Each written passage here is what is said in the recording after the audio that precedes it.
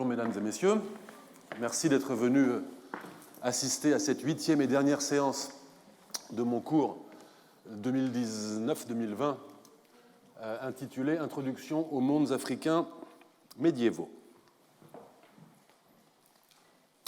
Nous avons déjà vu précédemment que les pèlerins ouest-africains étaient accompagnés d'esclaves qui étaient vendus aux étapes de la route du pèlerinage. Et nous avons évoqué à plusieurs reprises depuis le début de ce cours la fourniture d'esclaves en direction du monde islamique. Avec l'or, les esclaves constituaient en effet l'autre grande commodité en provenance d'Afrique.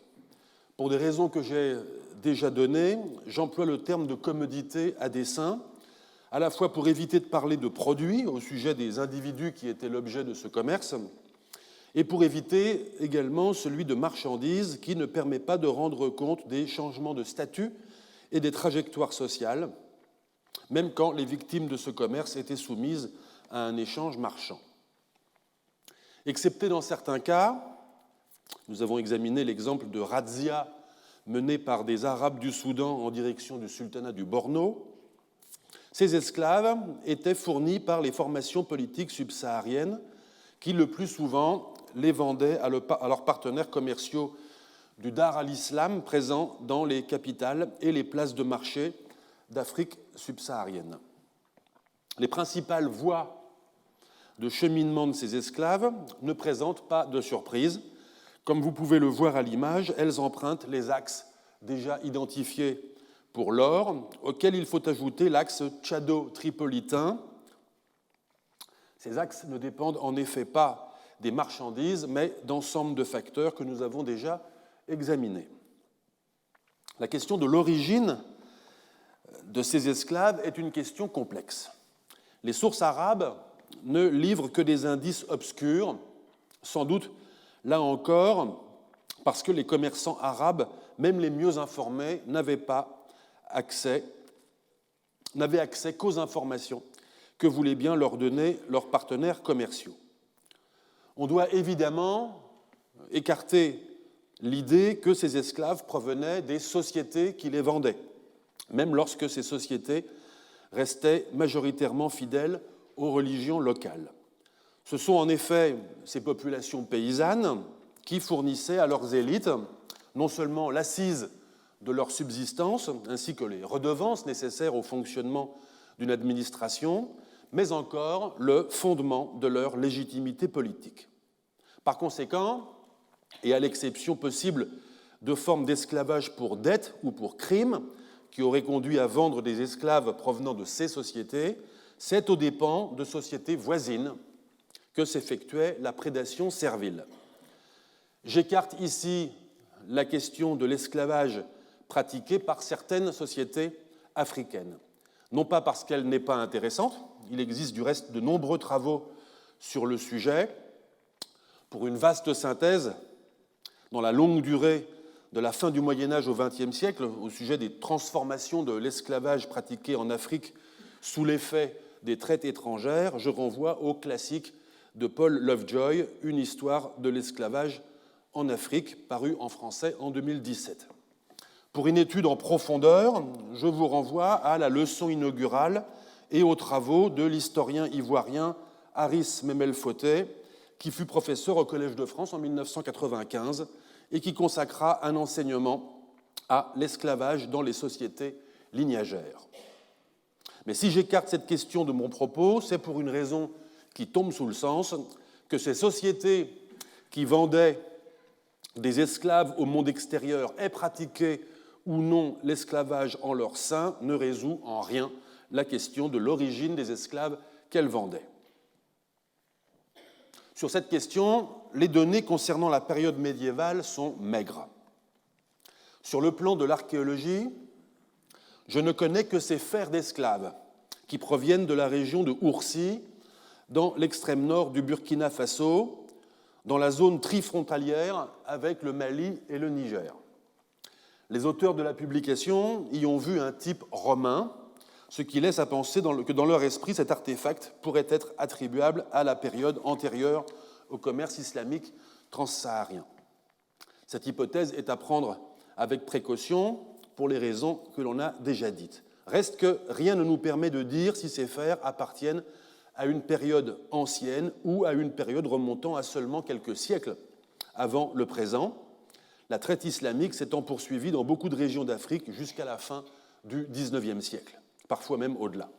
En outre, les mêmes auteurs ont proposé une autre interprétation fonctionnelle de ces objets en proposant d'y voir un harnachement de cheval, ce qui est, je dois dire, assez convaincant. Sous réserve de l'applicabilité de leurs résultats à la période médiévale, des enquêtes auprès des sociétés actuelles qui furent victimes de razzias jusqu'au XIXe siècle pourraient livrer de très intéressantes informations. Un courant historiographique récent qui s'intéresse au contexte historique dit post-esclavage, post-slavery en anglais, s'est fait l'observateur de groupes sociaux anciennement serviles dans divers pays africains et animés aujourd'hui de mouvements de mobilisation sociale. Mais si ces observations font émerger une mémoire douloureuse et des formes de contestation des hiérarchies sociales héritées, elles peinent encore à prendre en compte les non-dits des sociétés d'origine de la traite par opposition aux communautés issues de la traite. Il y a dans cette difficulté le signe d'une coupure constitutive de l'enslavement qui laisse presque toujours dans l'ombre les razzias, les enlèvements, la peur, les destructions de villages, tout l'avant de la déportation des captifs en direction d'ailleurs. Il y a là une butée mémorielle qui n'est autre que celle du traumatisme vécu par la société d'origine et du stigmate social qui la perpétue. À cet égard, les enquêtes orales réalisées par l'archéologue canadien Scott McEachern dans le cadre de ses campagnes de terrain conduites depuis les années 80 dans les monts Mandara du Nord Cameroun sont remarquables. Elles entr'ouvrent une fenêtre sur des souvenirs remontant aux grands-parents des personnes interrogées, c'est-à-dire, selon leur âge, aux années 20 du XXe siècle, ou même parfois un petit peu plus haut, à la fin du XIXe siècle. Ces souvenirs montrent que les communautés victimes des razzias, qui sont des sociétés politiquement décentralisées, utilisaient les montagnes comme zone refuge. Les kidnappings étant conduits à cheval par des musulmans peuls, arabes, kanouris ou wandala, et ces kidnappings prenaient place dans les plaines environnantes aux dépens d'individus isolés ou de petits groupes de personnes, en dépit de l'armement dont ils s'équipaient et de la surveillance qu'ils exerçaient. Ces témoignages montrent également que ces formes de prédation prenaient place à de très courtes distances entre sociétés prédatrices et sociétés victimes, n'empêchant pas d'autres types d'échanges. Un informateur raconte ainsi à Scott McEachern, je le cite, « Ils achetaient notre fer, ils l'employaient pour fabriquer des entraves avec lesquelles ils nous détenaient. » Ces silences autour des conditions de la prédation esclavagiste nous obligent donc à recourir à un certain degré de schématisation qui aura la vertu de rendre raison des données existantes tout en les inscrivant dans une dynamique spatiale et une épaisseur historique. Beaucoup d'indices littéraires transmis par des résidents des capitales africaines ou des commerçants ou des voyageurs occasionnels qui séjournent dans ces capitales concourent à affirmer que les esclaves qu'on s'y procurait provenaient de régions excentrées par rapport à ces formations politiques. Au Sahel, où ces formations tendaient à maintenir au sein de leur population comme au sein des sociétés tributaires un ordre social apaisé et une paysannerie productive, les pouvoirs avaient probablement tendance à se tourner vers le sud pour se fournir en esclaves. Dès lors, par exemple, à l'apogée du royaume du Ghana, au Xe-XIIe siècle, la ponction esclavagiste devait s'exercer aux dépens de sociétés plus méridionales, sans doute situées dans l'ouest du Mali actuel. L'extension du domaine de prédation du Ghana est peut-être ce qui explique la délocalisation vers le sud de sa capitale, survenue, vous vous en souvenez, entre le récit d'Al-Bakri et celui d'Al-Idrissi. On se souvient que dans cet intervalle survient également la conversion à l'islam du roi, des élites et de la majorité de la population de la ville de Ghana. Conversion que nous avions interprétée au sein d'un phénomène plus général de diffusion de l'islam parmi les élites sahéliennes de cette époque, comme la recherche d'un avantage politique et commercial. Mais nul doute que cette conversion offrait également une protection contre les razzias esclavagistes des autres formations politiques sahéliennes, ainsi qu'une légitimation juridique, s'il en était besoin, de la razzia par la guerre sainte. Or voilà que quelque temps plus tard, à une époque que l'on peut situer entre la fin du XIIe et le milieu du XIIIe siècle, émerge dans les sources un autre peuple. C'est Ibn Khaldoun qui nous en parle. Je le cite. « Le pouvoir des souverains de Ghana se défie. Ils furent vaincus par les Soussous, leurs voisins, également des Soudanes, qui réduisirent toute la population en esclavage. » Fin de citation.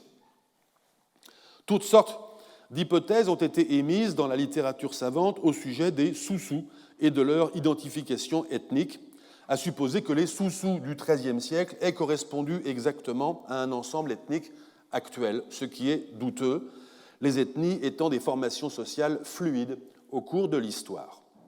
On est tenté, en tout cas, de voir dans les Soussous un groupe politique issu de l'ensemble linguistique soninké, étant entendu que Ghana était également soninké. Ibn Khaldoun ne nous aide pas beaucoup à localiser plus précisément les Soussous, les plaçant tantôt à l'ouest, tantôt à l'est de Ghana, ce qui conforte plutôt l'identification soninké.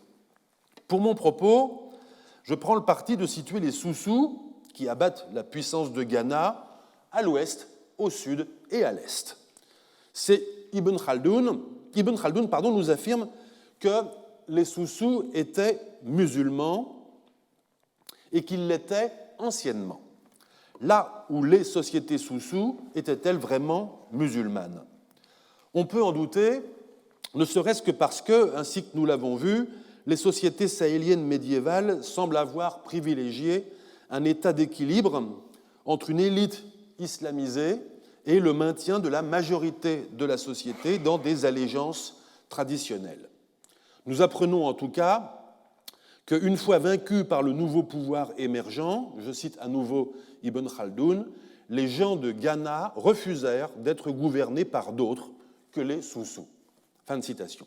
Ce qui laisse entendre que les habitants de Ghana, ou au moins une partie d'entre eux, ne furent pas réduits en esclavage par les Soussous.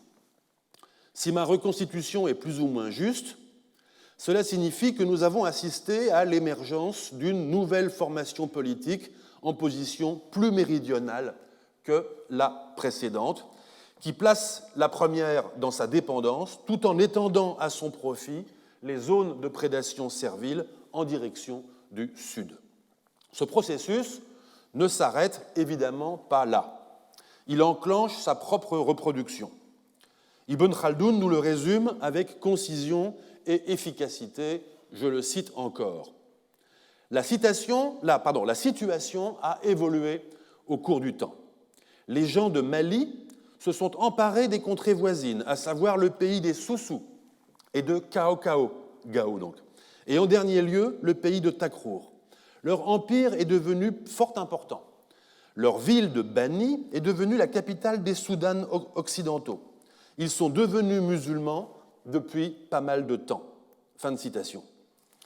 On ne sait pas trop ce que sont devenus les Soussous au cours de ce processus, mais nous savons en revanche, comme on l'a vu, que Ghana est resté sous la domination politique du Mali, dont l'apogée se situe au XIVe siècle. L'implication de ce modèle d'évolution politique est que des sociétés qui s'étaient trouvées à un certain moment sujettes à une prédation servile émergent à leur tour comme force politique, vassalisent la société qui avait été leur prédatrice et détournent la prédation servile aux dépens d'autres sociétés plus lointaines. Il n'est évidemment pas question de voir dans ce processus un modèle fataliste, voire cynique, dans lequel la mécanique sociale devrait nécessairement produire des winners et des losers. Ce que je cherche à éclairer, ce n'est d'ailleurs pas tant le glissement des bénéficiaires et des victimes de la traite que les phénomènes de résistance sociale qui ont pu amener certaines sociétés sujettes à des razzias pendant des décennies ou des siècles à transformer leur organisation politique et leur degré de centralisation, leur organisation et leur équipement guerrier, leur connaissance des mondes plus ou moins lointains, ou encore l'adhésion religieuse de leurs élites pour construire un ordre social permettant de lutter efficacement contre la prédation esclavagiste. C'est sans doute à la faveur de telles transformations sociales que se déploie au cours des siècles, dans les régions que l'on voit à l'image de l'interfluve entre le Sénégal et le Niger, la séquence politique qui est la séquence Ghana-Soussou-Mali. Chose intéressante, nous trouvons un écho de cette séquence dans les traditions orales malinké d'aujourd'hui. Les sociétés malinké, qui vivent dans l'ouest malien actuel ainsi que dans plusieurs pays voisins, font partie de ces sociétés qui ont élaboré et conservé à travers le temps des récits oraux relatifs au passé, récits dont la transmission est assurée par des spécialistes appelés griots dans le monde malinké, mais que l'on désigne plus couramment et plus justement du nom de traditionnistes. J'aurai l'occasion dans les prochaines années d'aborder les traditions orales malinké beaucoup plus longuement. Le point sur lequel je veux simplement attirer l'attention aujourd'hui, c'est l'existence, au sein du corpus de récits qui ont été collectés et édités depuis un siècle et demi, d'un récit épique qui se rapporte à la fondation du royaume du Mali. Il en existe de nombreuses versions. L'une des plus fameuses et la plus facilement accessible en édition française est celle collectée par l'historien guinéen Djibril Tamsir Niane auprès d'un traditionniste du village de Djellibakoro en Guinée, traditionniste dont le nom est Djeli Mamadou Kouyaté. Cette épopée est aujourd'hui désignée sous le nom d'épopée de Soundiata, d'après le nom de son personnage principal. Le récit relate la naissance et l'enfance de Soundiata, son ascension dans une région, le Mandingue, c'est-à-dire le pays malinké, ravagé par les déprédations d'un ennemi commun contre lequel tente de lutter une société désunie. Soundiata s'affirme comme chef de guerre, puis leader politique, parvient à détruire l'ennemi et fonde, au lendemain de la bataille victorieuse de Kirina, un ordre social stable et paisible. Il existe de nombreux débats au sein de la communauté académique au sujet du statut qu'il convient d'accorder à ce matériau historique immatériel que constitue l'épopée de Soundiata et à la valeur des informations qu'elle nous livre. Je n'entrerai pas aujourd'hui dans ces débats qui nous emmèneraient trop loin. Mais je peux tout de même dire que, même lorsqu'on considère, comme c'est mon cas, que ces récits sont structurés par le contexte social actuel, dont ils fournissent en quelque sorte un récit d'origine, et que les détails qu'ils donnent sur les lieux, les acteurs, leurs motivations, ne peuvent pas être pris à la lettre, des noyaux subsistent néanmoins qui se rapportent à des événements anciens. On peut, à la faveur de certains recoupements fiables, situer ces événements au XIIIe siècle. Sans nul doute, Soundiata est un personnage historique qui joua un rôle capital dans la phase initiale de construction politique du Mali, dans un contexte de chaos social bien décrit par l'épopée et qui s'insère dans la séquence politique que j'ai évoquée précédemment. L'ennemi dans l'épopée porte un nom, les Soso, qui ne peuvent être que les Soussous évoqués par Ibn Khaldoun. Leur armée est constituée de forgerons, ce qui contribue sans doute à expliquer leur avantage technique dans la conduite de la guerre. Le roi des Soso s'appelle Soumaoro. De façon intéressante, il n'est pas du tout perçu comme musulman, mais au contraire comme un souverain secondé par de puissants fétiches et doté d'un redoutable pouvoir de sorcellerie dont Sundiata vient à bout en se les réappropriant. De fait, l'islam est très peu présent dans le récit, de même que les villes islamiques telles que Ghana apparaissent comme de lointaines réalités. La prédation esclavagiste dont souffrait alors la société malinké est évoquée dans le récit encore que brièvement. Les déprédations auxquelles se livre Soumaoro sont d'autre nature. État de guerre incessant, pillage, meurtre, enlèvement de femmes des grands lignages pour en faire ses concubines. Et surtout, frayeur permanente chez ses victimes, qui donne le sentiment, comme dit l'épopée, que Soumaoro pouvait lancer la mort sur qui il voulait. En somme, une ambiance se dessine qui évoque la situation qui devait être celle du Mali avant qu'il ne devint le Mali. Et bien qu'il accorde trop de crédibilité historique, à mon avis, à certains épisodes de l'épopée, je crois que Djibril Tamsir-Niane a raison de voir le moment Sundiata comme le moment de structuration politique par réaction contre une prédation esclavagiste exercée par d'autres sociétés. La traite islamique a suscité beaucoup de travaux, en particulier sous deux angles, celui des flux de la traite et celui de la destinée sociale des esclaves dans les sociétés d'arrivée. Parlons d'abord des flux. Certains chercheurs se sont risqués à une approche quantitative particulièrement délicate compte tenu du fait qu'il n'existe pas, du côté islamique, d'archives de la traite elle-même, à la différence de la traite atlantique pour laquelle nous disposons des livres de comptes, des registres de bord des navires, des actes de vente aux Amériques ou encore des comptabilités des compagnies d'assurance. Il faut donc recourir à des sources le plus souvent littéraires, à l'instar du témoignage d'Ibn Battuta au sujet de la caravane de 600 femmes esclaves conduites de Takeda à Tripoli, qui livre cependant des indications parcellaires difficilement généralisables. Une autre source concernant la traite islamique est constituée par les rapports des consuls britanniques postés dans les régences ottomanes d'Afrique du Nord au XIXe siècle. À une époque où la Grande-Bretagne interdit à ses sujets le commerce d'esclaves en 1807 et abolit l'esclavage dans ses colonies en 1838, elle entreprend également de faire cesser la traite dans d'autres pays, soit par des traités, soit par le blocus naval. En Méditerranée, elle entreprend de stopper le trafic des esclaves noirs qui, parvenus aux débouchés commerciaux d'Afrique du Nord, sont ensuite souvent transportés en direction du Levant sur des navires français. Des observateurs et des consuls sont ainsi dépêchés dans les régences et parfois dans les oasis sahariennes pour observer la traite et négocier son abolition avec les dirigeants. On doit à ces missions britanniques les premières observations documentées et chiffrées de la traite transsaharienne. Mais comment projeter ces chiffres sur le passé ?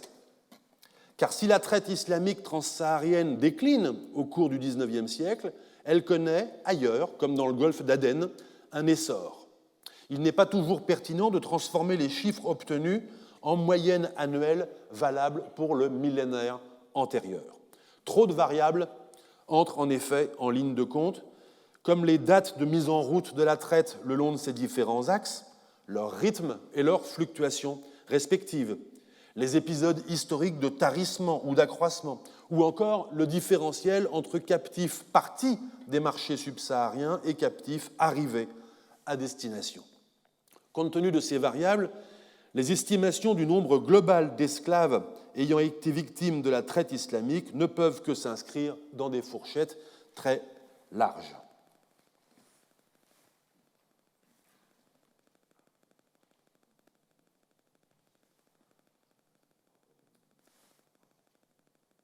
C'était ça. Pour le seul commerce transsaharien des esclaves, en excluant par conséquent ceux qui transitent par la vallée du Nil et ceux qui proviennent de la Corne de l'Afrique et d'Afrique orientale, et pour la seule période médiévale, c'est-à-dire entre le début du 7e et la fin du 15e siècle, les estimations obtenues se situent entre 3,5 millions et 5,5 millions de personnes. Je m'appuie ici sur les travaux de John Wright, qui synthétise les travaux antérieurs et avance lui-même ses propres estimations. Ces estimations, qui concernent les personnes vendues sur les marchés nord-africains, doivent être majorées du nombre de celles et ceux qui mouraient en cours de route ou qui étaient vendus dans les oasis sahariennes, chiffre qu'un autre auteur, Ralph Austin, estime à respectivement 20 et 5%, ce qui inscrit le nombre total de personnes déportées depuis les marchés sahéliens entre 4,5 millions, hypothèse basse, et 7 millions, hypothèse haute. Je n'ai pas cherché dans la littérature académique d'estimation relative aux traites esclavagistes médiévales le long des autres axes nilotiques de la Corne et de l'Afrique orientale.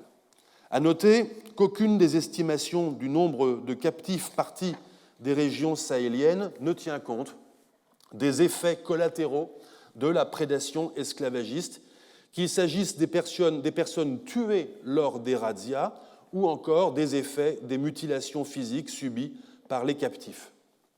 Un exemple venu de la Corne de l'Afrique au début du XIVe siècle nous aidera à comprendre qu'il y a là une dimension inaperçue, mais sans doute massive. Sur la foi du témoignage d'un marchand, Al-Umari, chroniqueur mamelouk, mentionne ainsi l'existence en Abyssinie d'une région où des brigands achètent en pays infidèle des esclaves, les castres, avant de les vendre aux musulmans d'un petit royaume islamique, le Hadiya, qui s'emploie à les soigner et à mettre ensuite les eunuques en circulation sur le marché. Le nombre de ceux qui meurent, nous dit Al-Umari, est supérieur à celui des survivants. Les marchés aux esclaves du monde islamique nous sont mieux connus. Je positionne sur la carte les principaux marchés d'Afrique du Nord. D'ouest en est, il s'agit de Marrakech et Fès au Maroc actuel, Ouargla en Algérie actuelle, Tunis, Tripoli, Misrata et Benghazi en Libye actuelle et enfin le Caire.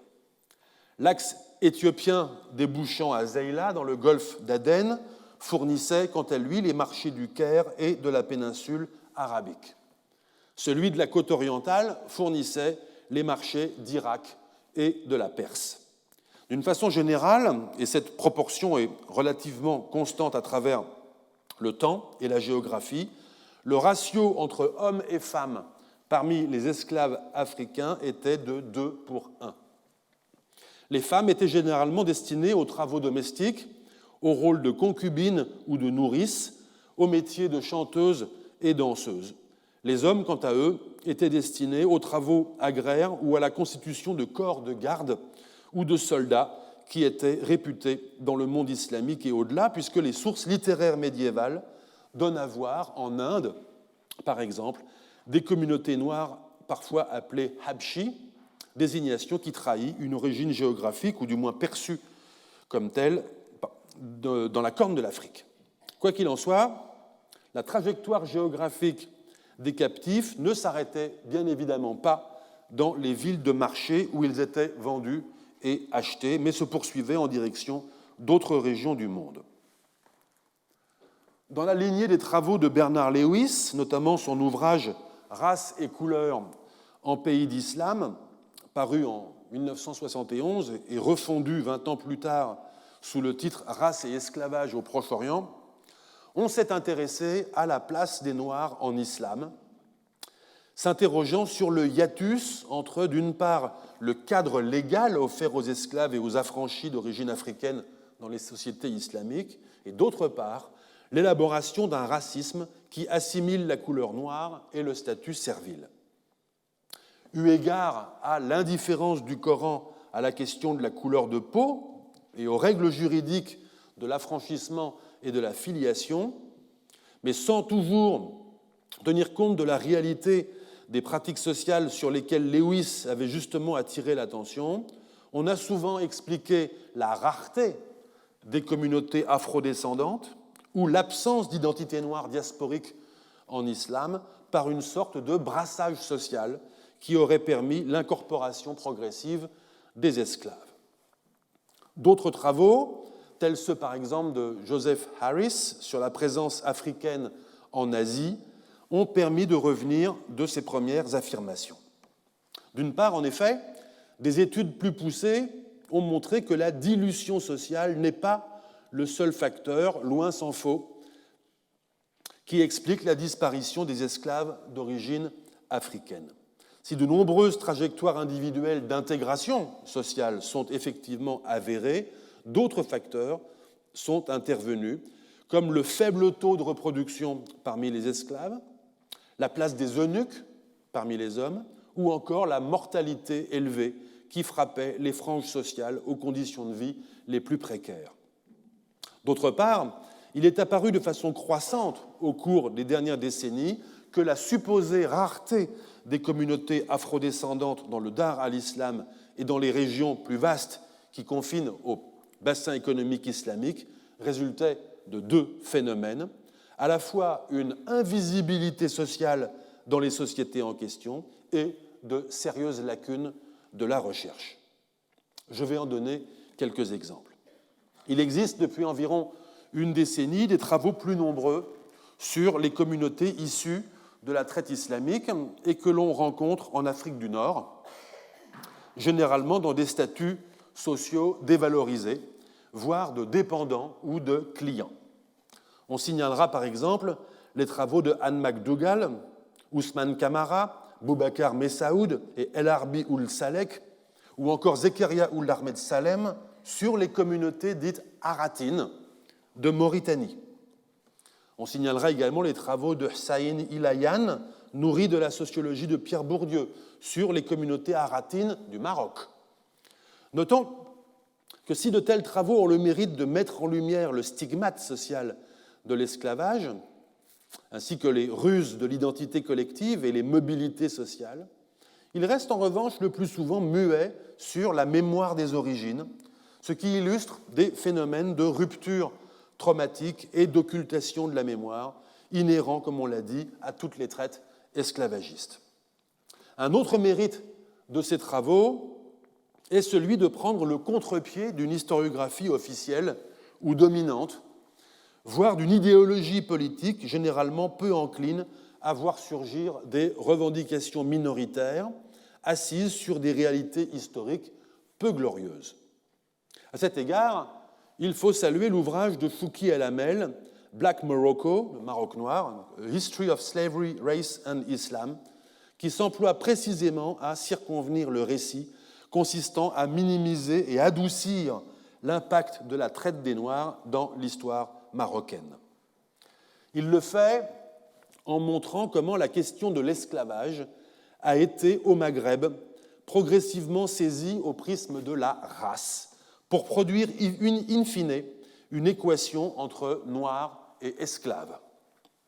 Un tournant majeur de cette histoire que documente Fouki El Amel à l'aide des archives marocaines est le moment de réenslavement des Noirs libres et musulmans du Maroc à la fin du XVIIe siècle sous le sultan Moulay Ismaïl, lequel se constitue de la sorte une armée noire qui est l'outil d'absolutisation de son pouvoir, et un harem noir qui est l'instrument de sa politique matrimoniale.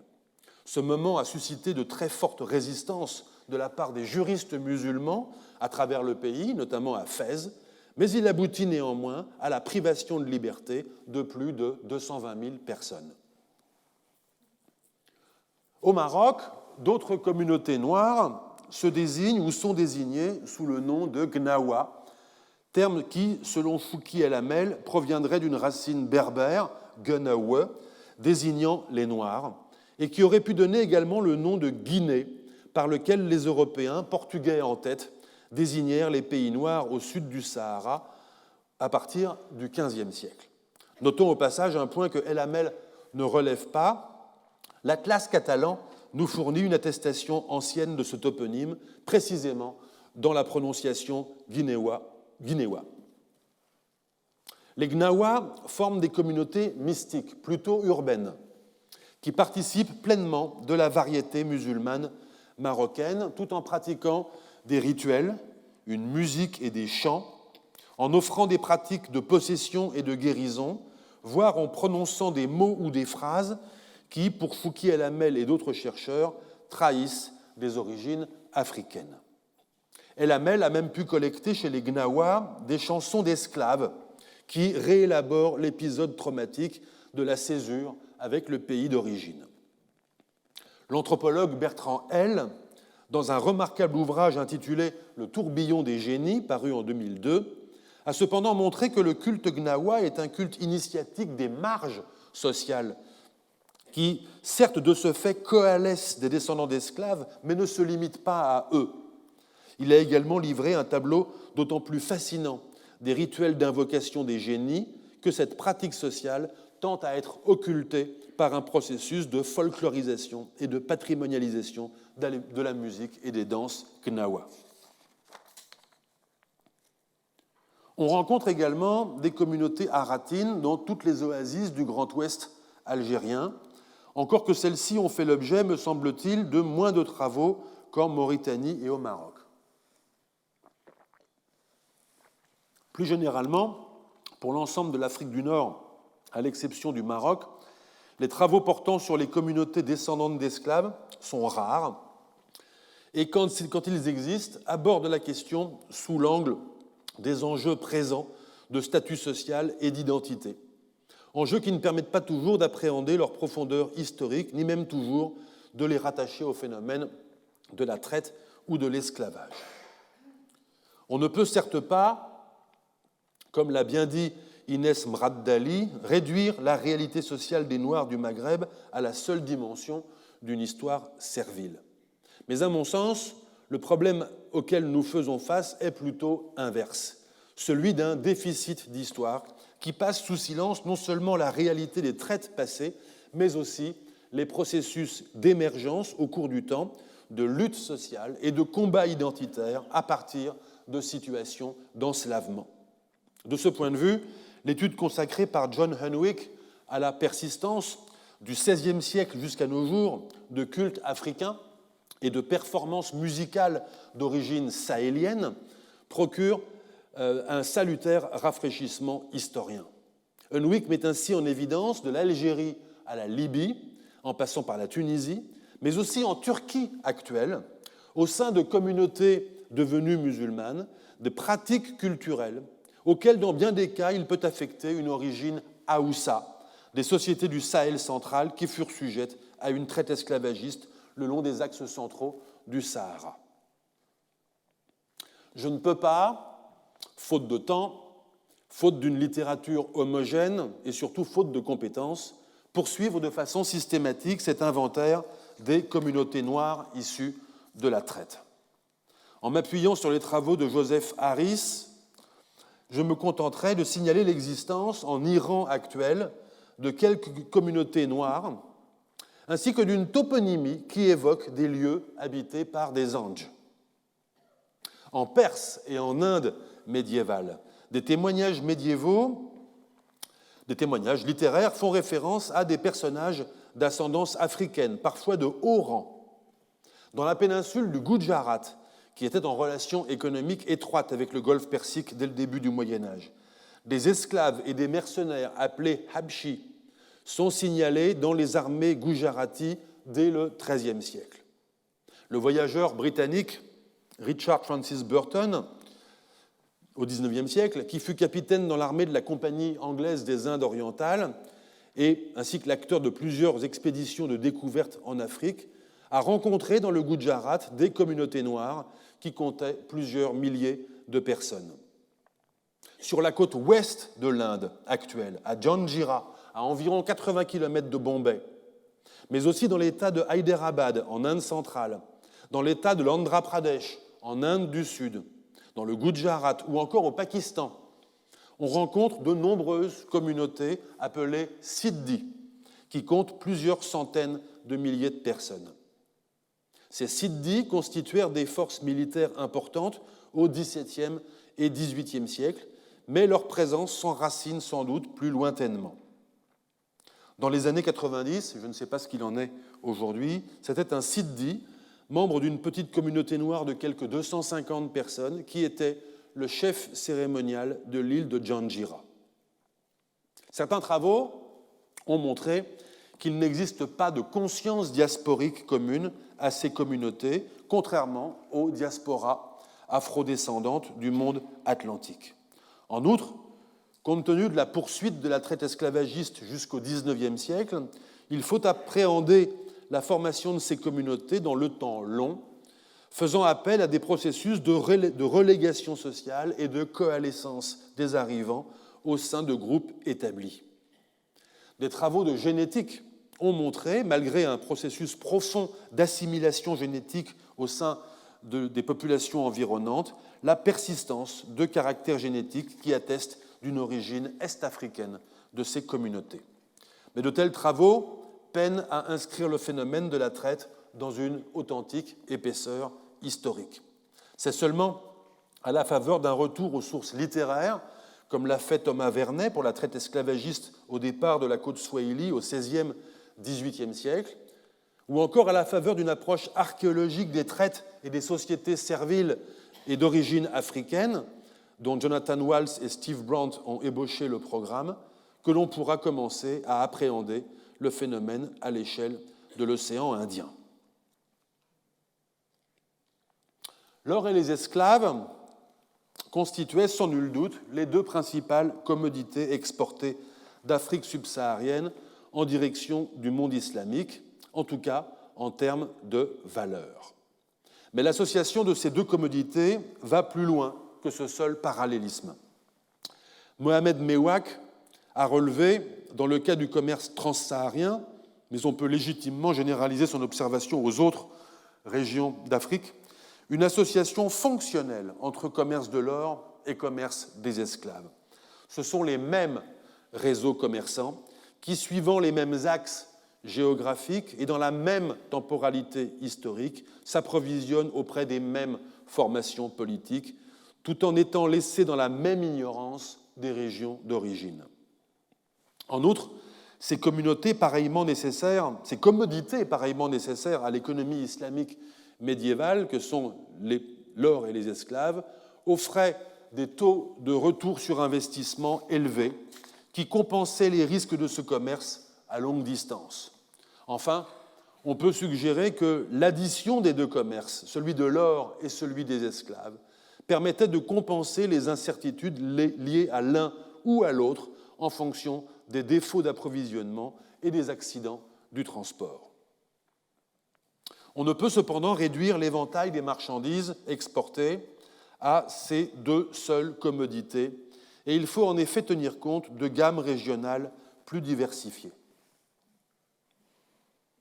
Les sources arabes nous indiquent par exemple que les régions d'Afrique riveraines de l'océan Indien, mais également la région du Sahara atlantique, procuraient de l'ambre gris, une sécrétion du cachalot entrant dans la composition d'onguents pharmaceutiques ou de parfums, ou encore brûlés comme encens, et qui était prisé du monde islamique jusqu'à la Chine. L'ivoire d'éléphant était également une commodité courante au débouché des axes nilotiques de la Corne de l'Afrique et de la côte Swahili. L'ivoire africain était davantage prisé dans le monde islamique que l'ivoire issu des éléphants asiatiques, qui était d'un plus petit module. L'Égypte fatimide, donc au Xe-XIIe siècle, nous a légué de très nombreux objets en ivoire, dont une bonne part a dû être produite à partir de défenses d'éléphants du Soudan. En revanche, on rencontre peu l'ivoire dans les sources arabes relatives à l'Afrique de l'Ouest, quoiqu'il dût probablement circuler également le long des axes transsahariens.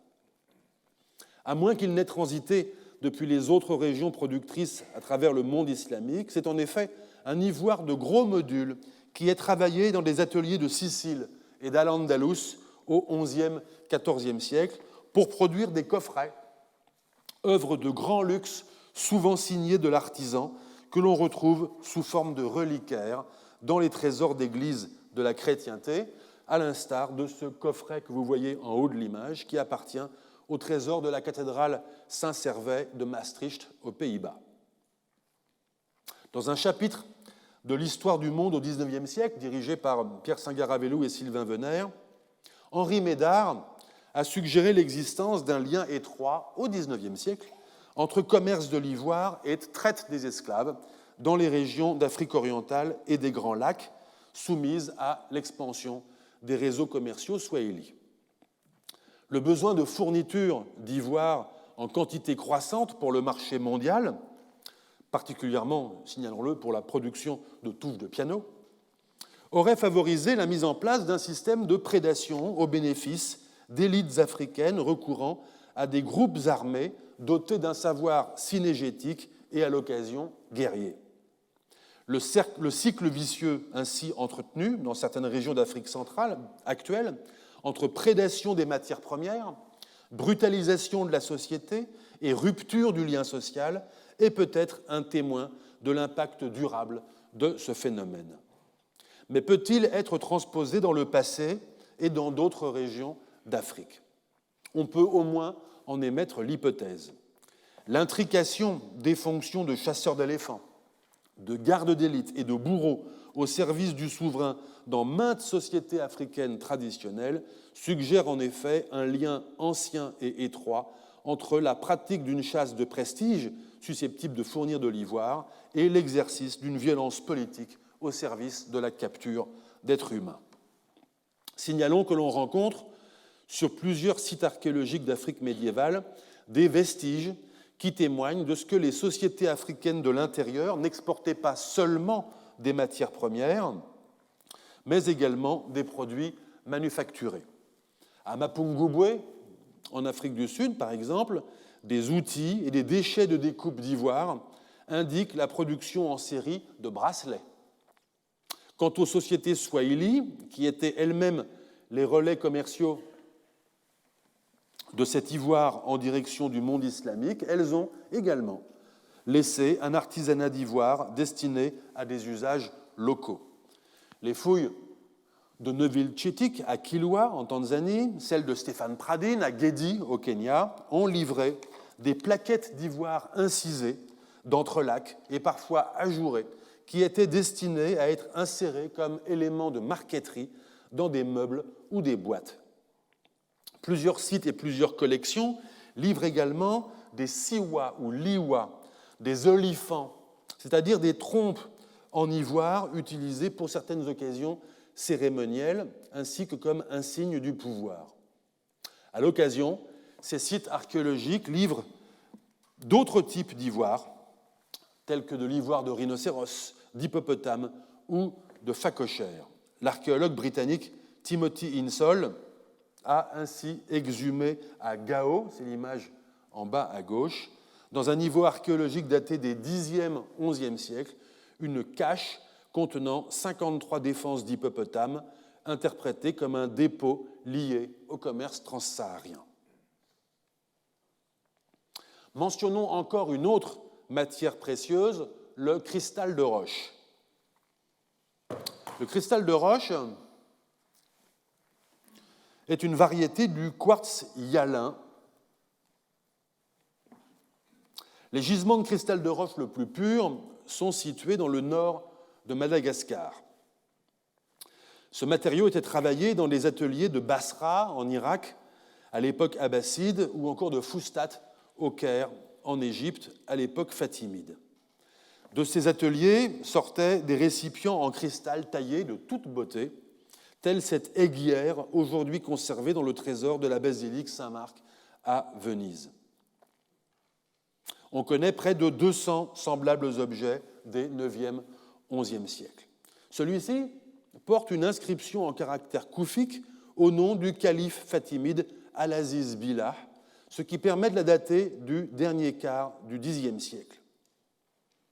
Il n'existe pas, à ma connaissance, d'études minéralogiques permettant d'assurer que ce matériau venait de Madagascar. Mais en revanche, des sources écrites médiévales et modernes mentionnent le commerce de cette matière première dans l'océan Indien. Et ce sont surtout les fouilles récentes de Stéphane Pradine à Dembéni, sur l'île de Mayotte, aux Comores, d'un site datant des 9e, 12e siècles, qui ont permis de documenter matériellement le circuit du cristal de roche, qui était transporté de Madagascar sous forme de blocs bruts, équarri aux Comores, comme en témoignent les déchets de taille retrouvés à la fouille de Dembéni, avant d'être réexportés en direction des ateliers irakiens ou égyptiens pour y être sculptés. Une autre matière première en provenance de Madagascar, une stéatite verte et tendre appelée chlorithoschiste, a elle aussi fait l'objet d'une exportation en direction des Comores et de la côte Swahili, où l'on retrouve des lampes à huile et des brûle-parfums réalisés dans cette roche. Mais cette fois, comme pour l'ivoire de Mapungubwe, on peut montrer que des produits finis étaient exportés depuis Madagascar. Ainsi, le site de Vohemar, sur la côte nord-orientale de la Grande Île, a livré, comme l'a montré Pierre Vérin, des gîtes d'extraction aussi bien que des objets ébauchés tels que des marmites qui indiquent que des ateliers s'y trouvaient. Les commodités que nous venons d'évoquer sont des biens de luxe, parce qu'ils expriment une sophistication qui est dans le goût des élites médiévales pour la rareté, l'exotisme et la cherté. Ils circulent d'un monde à l'autre sans souffrir des variations de l'activité économique. Même lorsque l'activité économique se ralentit, elle laisse en effet surnager les flux de biens les plus précieux qui concourent à maintenir les standards du luxe des élites. Pour ces raisons, les commodités du luxe nous sont les mieux documentées. Elles ne doivent cependant pas occulter les matières ou produits plus communs et à la circulation plus restreinte, que nos sources ne mentionnent souvent que de façon cursive, quoiqu'elles aient pu constituer des parts plus ou moins importantes des chargements. Al-Massoudi, au début du Xe siècle, mentionne par exemple l'exportation d'ambre et d'ivoire d'éléphant depuis le pays des Anges.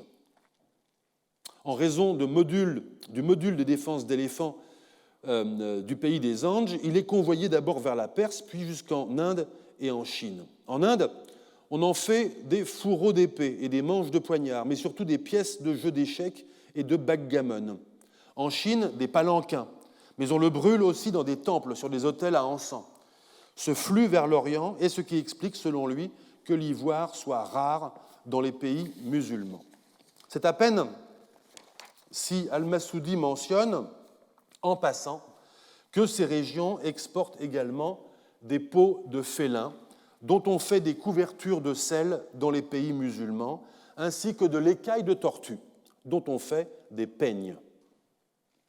Semblablement, on peut se procurer dans les ports africains de la mer Rouge et du golfe d'Aden des peaux d'animaux sauvages et des cuirs tannés, aussi bien que des chameaux sur pied qui sont exportés vers l'autre rive en péninsule arabique. Quant aux régions sahéliennes, les commerçants du Dar al-Islam s'y procurent des céréales telles que du mil et même du bétail sur pied, qui témoignent du fait que les régions subsahariennes ont alors une capacité de production agricole qui permet de compenser un déficit symétrique dans les régions méridionales du Maghreb. La noix est même mentionnée parmi les marchandises qu'exportaient les frères Macquarie avec l'or, l'ivoire et les peaux, par un auteur qui ne nous dit pas quelle noix ni à quoi elle servait. Il s'agit probablement de la noix de kola, le fruit du colatier, un arbre qui pousse dans les régions de la forêt intertropicale. L'historien français Yves Persson a reconstitué l'immense réseau de colportage de la kola qui, au XIXe siècle, traversait les régions de savane entre le Sahel et la forêt. La noix qui se mastique fraîche, ce qui suppose une circulation rapide, contient un stimulant et est consommée dans toute l'Afrique de l'Ouest, aussi bien par les travailleurs qu'au cours des pratiques de sociabilité. On l'emploie également en pharmacopée, ce qui me permet de rappeler qu'elle entrait dans la fabrication de la recette originale du Coca-Cola, créé aux États-Unis à la fin du XIXe siècle. L'unique témoignage, même un peu court, d'Ibn al-Khatib au XIIIe siècle au sujet de cette noix fournit donc une attestation ancienne de l'usage de cet ingrédient au Sahel médiéval, mais aussi de sa traversée du Sahara en direction du nord, pour un usage qui, à ma connaissance, n'est pas documenté par ailleurs. Je signale enfin une commodité qui, à ma connaissance également, n'est pas du tout signalée dans les sources arabes. Il s'agit de la plume d'autruche. On doit à Ingrid Housset-Michienzi d'avoir découvert récemment, dans les registres commerciaux d'une compagnie commerciale florentine de Majorque, aux Baléares, de nombreuses indications relatives à des importations de plumes d'autruche d'Afrique subsaharienne via de nombreux intermédiaires. Elle en a compté près de 300 000 unités pour une période très restreinte d'une quinzaine d'années à l'aube du XVe siècle.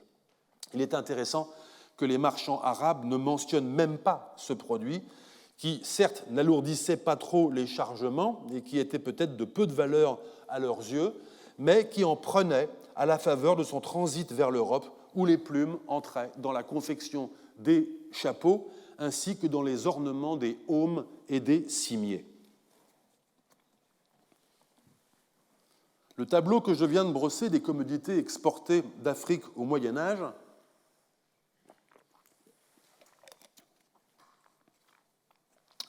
doit bien entendu être placé en vis-à-vis d'un autre tableau, celui des commodités d'importation.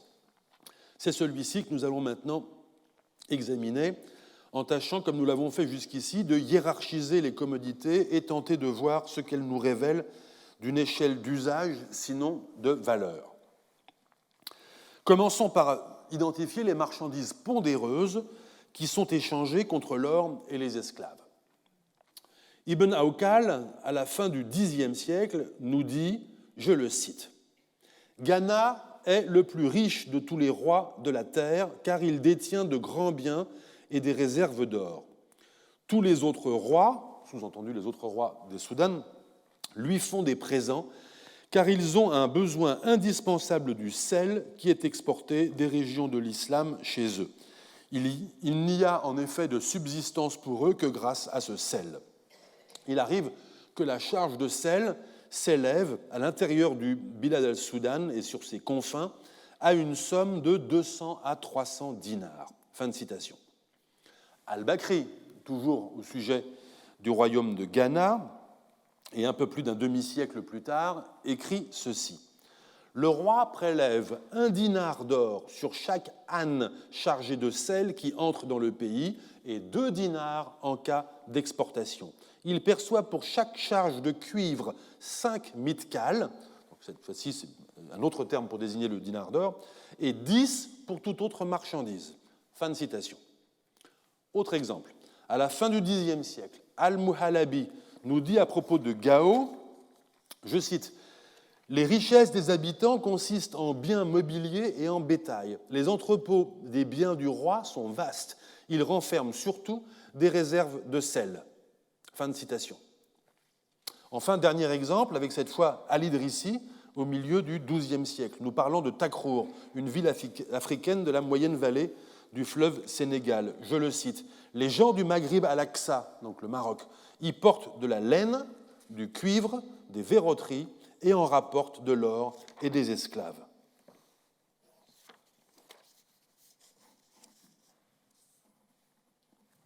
Laissons de côté pour l'instant le terme de verroterie, qui est une sollicitation du texte arabe, sollicitation à la fois anachronique, ce terme est en effet employé dans le commerce atlantique, et péjorative. Et laissons de côté pour l'instant la laine. Nous y reviendrons tout à l'heure. On pourrait multiplier les citations allant dans le même sens. Sel et cuivre sont les marchandises pondéreuses que privilégient les souverains du Sahel. Notons au passage que le modèle sel plus cuivre contre or plus esclave s'enrichit d'un certain nombre d'indications qui nous montrent un fonctionnement plus complexe. En premier lieu, si le roi du Ghana exerce ce qui ressemble à un monopole régional sur l'achat de sel en provenance du Nord, il le revend ensuite en direction d'autres formations politiques. En second lieu, on comprend que les recettes du souverain du Ghana proviennent de prélèvements fiscaux exercés sur les charges de sel et de cuivre, aussi bien à l'import, lorsque ces charges entrent dans son royaume, qu'à l'export, lorsqu'elles en repartent. Enfin, en troisième lieu, notons que le roi se fait payer en dinars d'or, ce qui constitue une précieuse information sur le fait que l'or, bien qu'exporté sous forme native en direction du nord, y revient sous une forme monétaire. Examinons successivement les cas du cuivre et du sel, en commençant par le cuivre. Il est indiscutable que plusieurs régions d'Afrique ont développé une métallurgie du cuivre dont les vestiges archéologiques présentent la chaîne opératoire complète depuis l'extraction du minerai jusqu'à la fabrication d'objets en cuivre ou en alliage, bronze ou laiton. Je peux vous renvoyer ici au chapitre rédigé par Caroline Robion-Brunner sur la métallurgie africaine dans mon ouvrage « L'Afrique ancienne, de l'Akakus au Zimbabwe », paru il y a un an. Il est remarquable que, hormis l'Égypte et le Soudan, qui connaissent une métallurgie du cuivre dès le troisième millénaire avant notre ère, les deux régions africaines qui voient se développer une telle métallurgie à haute époque, dès le milieu du deuxième millénaire avant notre ère, soit respectivement la région d'Akjoujt, dans le centre-ouest de la Mauritanie actuelle, et la région d'Agadez, au Niger actuel, c'est-à-dire deux régions du Sahel qui exerceront une demande de ce métal durant la période médiévale. Je précise ici que dans l'état actuel des connaissances, il n'y a aucune raison de supposer une influence extérieure pour expliquer l'origine de ces techniques. Il n'existe en effet aucun indice archéologique ou technologique permettant de penser qu'il ne s'agirait pas d'innovation autonome.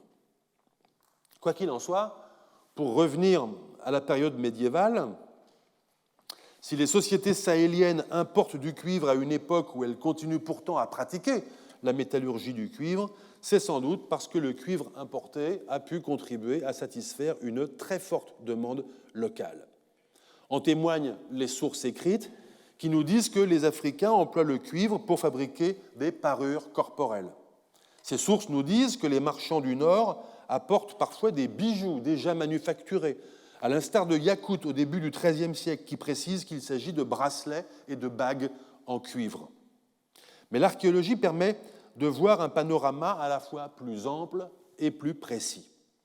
Le site de l'épave caravanière du Maaden Ijafen, que nous avons déjà examiné, ce chargement en plein cœur du Sahara mauritanien, était constitué, comme vous vous en souvenez, de chargements de tiges de métal. En somme, un produit semi-fini destiné soit à circuler sous cette forme, soit à être transformé en objet manufacturé. L'examen métallographique d'un fragment d'une des tiges rapportées à Dakar par Théodore Monod a montré qu'il s'agissait de laiton coulé dans des moules, peut-être en sable. Le laiton est un alliage à base cuivre, supposant l'adjonction de zinc. La production de cet alliage n'est pas attestée en Afrique de l'Ouest à cette époque. À ma connaissance, les tiges de laiton de Maaden Ijafen n'ont pas fait l'objet d'analyses géochimiques qui permettraient d'émettre des hypothèses au sujet de leur provenance. Mais une tige entière et deux fragments de tige en laiton tout à fait similaires ont été exhumés de deux tumulus de Dourbit-Akucheyi, dans le nord-est du Nigeria actuel, datant du XIVe siècle. Analysées, ces barres de laiton présentent des signatures géochimiques variées qui semblent indiquer des provenances diverses, potentiellement de France, d'Ibérie et du Proche-Orient. En revanche, ces signatures sont très proches de celles d'objets recueillis dans les tumulus et qui semblent avoir été réalisées localement à partir de ces matériaux importés, en particulier ces fuseaux de jambes retrouvés sur l'un des squelettes. On retrouve des tiges très similaires dans d'autres sites d'Afrique de l'Ouest.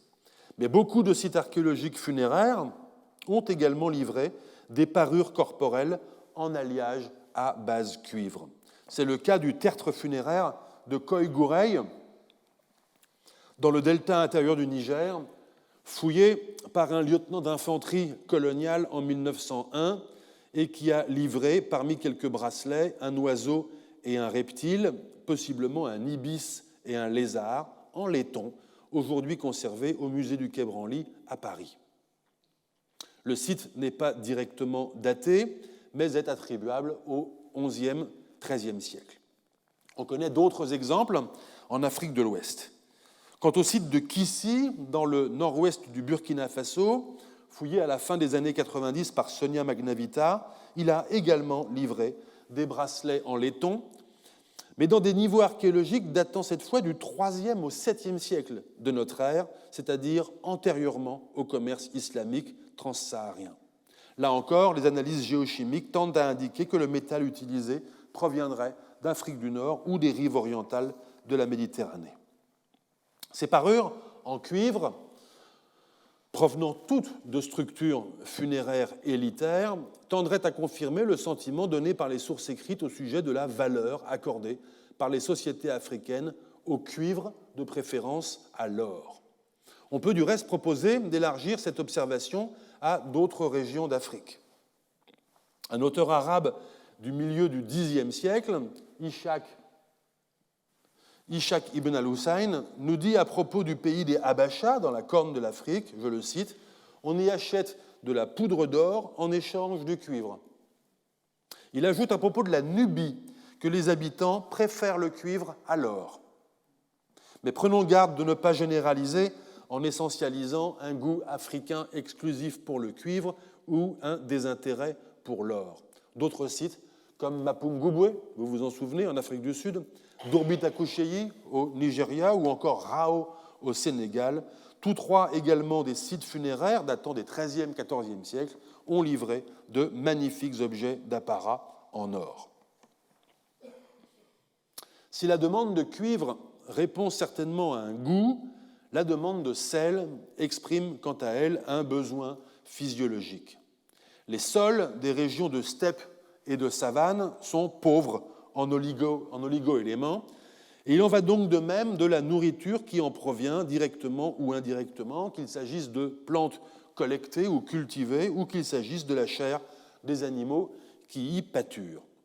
Cette pauvreté en oligo-éléments, et en particulier en sels minéraux, provoque des carences nutritives qui constituent aujourd'hui encore un grave problème de santé publique dans beaucoup de pays d'Afrique, parce que ces carences se traduisent par des troubles, des malformations et des maladies.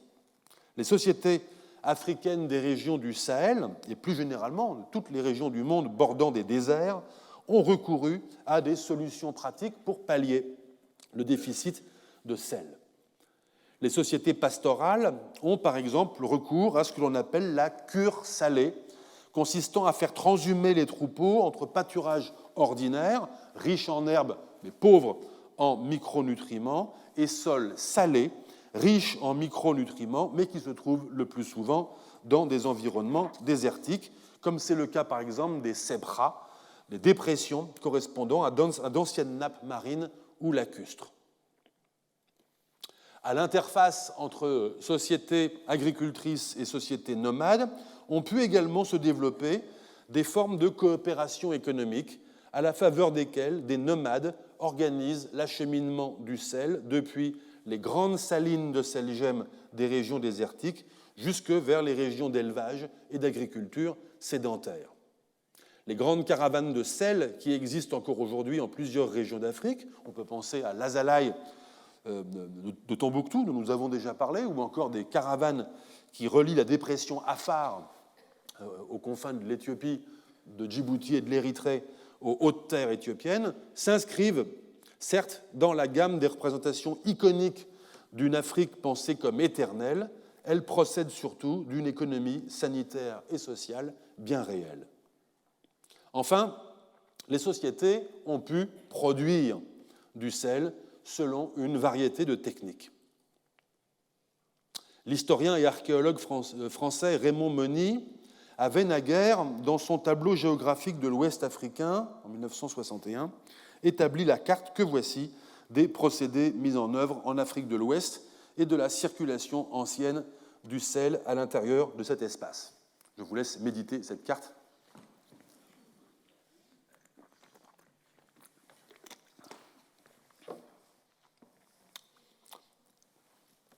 Permettez-moi de la commenter, car elle nécessite une certaine attention pour devenir parlante. Commençons par là, parce que c'est peut-être ce qui vous vient d'abord à l'esprit. Les régions d'Afrique de l'Ouest où il est possible d'obtenir du sel par évaporation de l'eau de mer, ce qu'on appelle les marais salants en France, sont limitées à une étroite bande littorale qui s'étire depuis le centre de la Mauritanie jusqu'à la Casamance. Encore s'agit-il là de la région où l'on rencontre la pratique actuellement, les attestations anciennes dans les sources écrites étant très limitées en nombre. On en rencontre à vrai dire un cas. Au sud de ce point, au sud du point sud de la bande bleue, le degré d'humidité de l'air empêche l'évaporation de l'eau. Les sources écrites n'en parlent pas, mais les données archéologiques l'attestent. Une autre technique consistant à faire évaporer au soleil une saumure de terre salée dans des vasques aménagées dans le sol pour obtenir des pains de sel est également documentée, donc cette fois-ci en jaune, depuis l'oasis du Kawar dans le nord-est du Niger actuel jusque dans plusieurs régions des savanes centrales.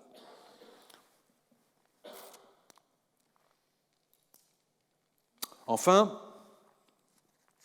les savanes méridionales connaissent aujourd'hui une pratique assez générale, encore que chimiquement complexe, consistant à faire bouillir dans des pots d'argile une solution cendreuse obtenue à partir de plantes halophytes. On obtient là aussi des pains de sel. Comme vous pouvez le voir, cette géographie des principaux procédés de production du sel délimite assez exactement les régions sahéliennes, soumettant celles-ci aux nécessités d'une circulation.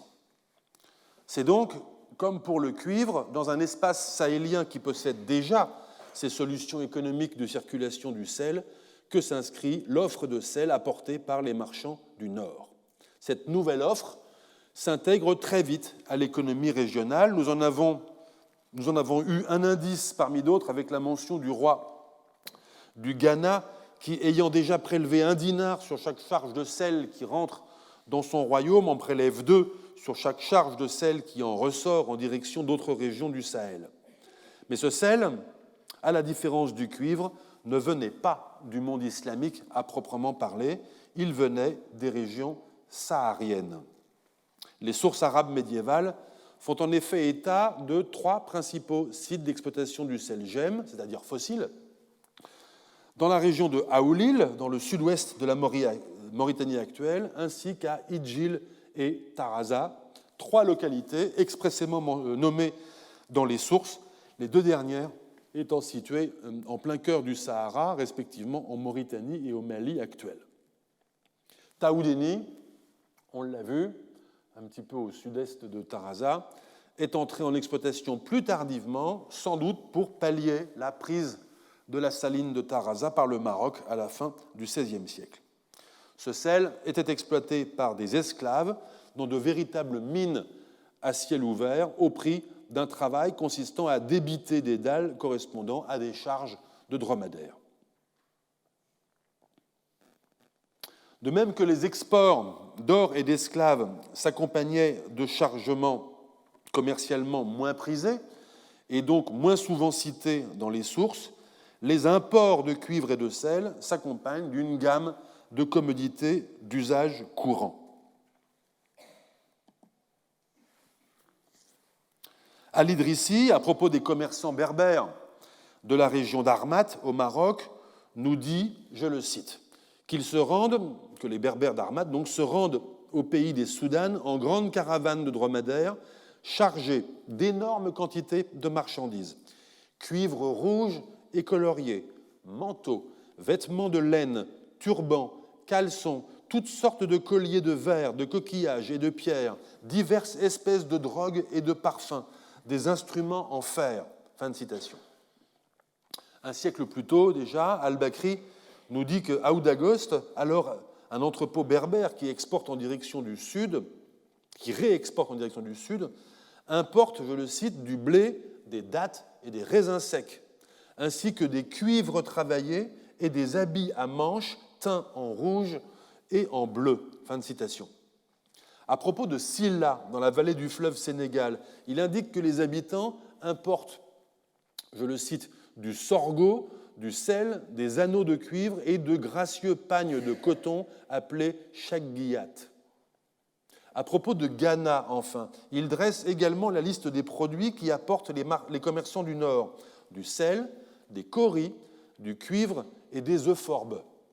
Et d'ajouter, je le cite, les kauris et les euphorbes sont ce qui, chez eux, se vend le mieux. Fin de citation. Rien ne nous précise quel type d'euphorbes pouvait être importé à Ghana, ni quel usage alimentaire ou pharmaceutique pouvait en être fait. C'est la seule et unique mention de cette espèce végétale dans les sources à notre disposition relatives au commerce transsaharien. Elle témoigne en tout cas d'une offre qui devait s'ajuster à la demande exercée par les partenaires commerciaux du Sud.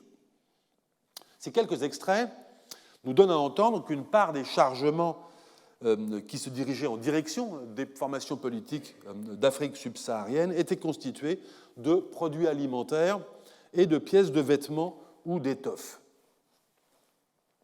Indication d'autant plus précieuse que les documents archéologiques, s'agissant de commodités organiques, sont rares. Les fouilles de Gao ont certes livré quelques noyaux de dattes dans une région où le dattier ne pousse pas aujourd'hui.